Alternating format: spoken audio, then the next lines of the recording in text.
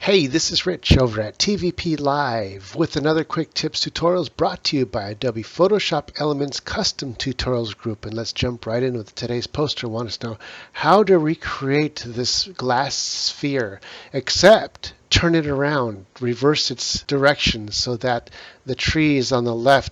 So the reason why it's like this is because naturally in a lens the image would be reversed. So in this poster's case she wanted to turn it around the other way. The problem with cutting it out using either the magic tool or going to edit and defining the brush and picking the whole thing out is when you zoom in, this edge. This edge is a very, very soft edge, and it's not just because it's supposed to be, but the image itself is very low resolution. But you can see the pixelation going on here, and the edges are super, super soft. So if you really want to use the sphere, you got to stick with the soft edges. You really can't go with a sharp edge. So the simple way to do this, instead of cutting out using one of these other tools, is let's make a copy and cut it out physically with an eraser. So let's first go up here, click on that layer. I'm going to right click and hit duplicate.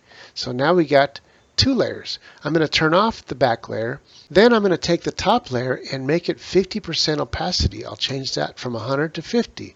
What that does is allows us to choose, and let me lock the bottom layer so we don't pick it by mistake. Choose that top layer. If we grab the little circle down here, it's going to allow us to turn it around to any direction we want. And since it's 50% opaque, you can see exactly what you're doing here. So you can turn it as much as you want. In our case, let's go ahead and do something like this. This looks pretty good. That way the tree wraps from here and comes around down to here, and it kind of melds into the bottom edge of this branch here.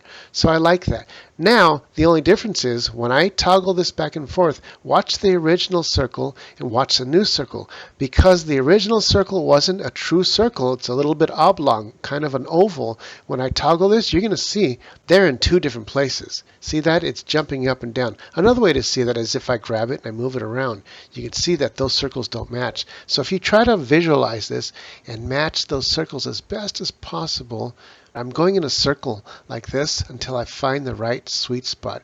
And because the edge is so soft, once I have it centered, I'm going to go ahead and enlarge it just a bit so that it covers up the previous version. I'll take this corner and go a little bit bigger, take this corner and go a little bit bigger, and that's okay, nobody will notice. Next, what I want to do is bring the opacity back up to 100% on that top layer. And there's our new circle. If we like it where it is, then we can cut out the background. I'm going to turn off the background layer and come in close with an eraser. I'm going to first cut out with a soft eraser. Why a soft eraser? Because the image is soft. If this was really, really hard lined edges, I'd use a hard line brush. But because it's so soft, you want to keep that softness.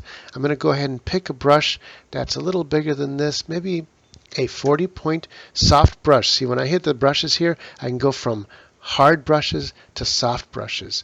And I'm going to scroll down here to what I picked before, a 40-point brush. And this looks pretty good. Now, when I erase the edges here, remember, because it's soft, everything is going to show. So if I were to erase out here like this, what happens when you turn the background back on?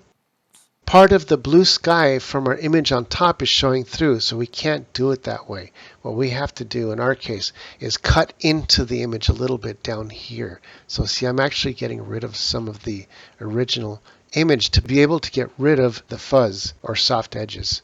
So I can also go click, hold down the shift, click, click, hold down shift, click. And it's a series of straight lines that will make the circle. Or you just do it by hand, just like this. It's just sometimes a little harder to get a smooth by hand version. So I'm going to continue with click, shift, click.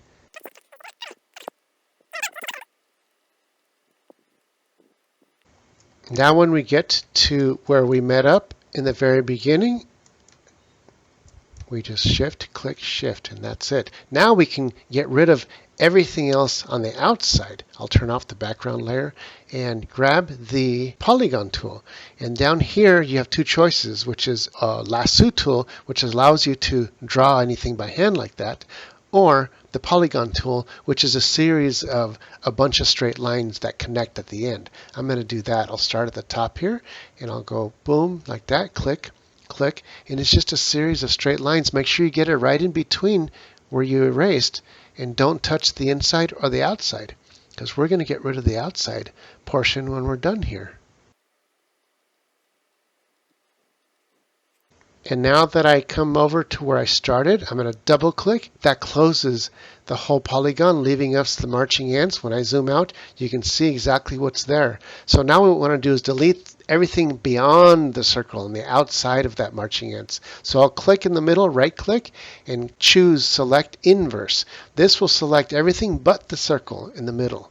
And you can see the marching ants just became prominent on the outside and around the circle. So when I hit delete, boom, it erases everything else, and I'll hit Control D to deselect, but our circle just where we wanted it. Let's go ahead and turn that background back on. Boom.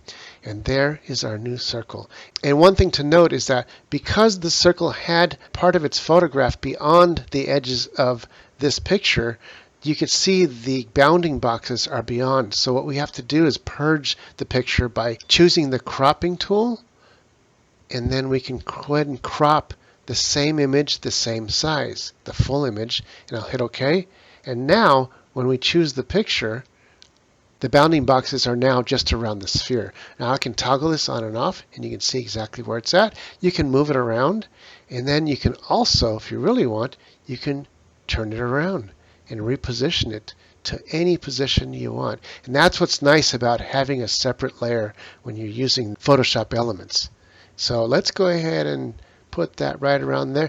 Now if you wanted to clean up little portions, you could just take the eraser again and choose that layer. And maybe I can make the eraser a little bit bigger, a soft 50 point.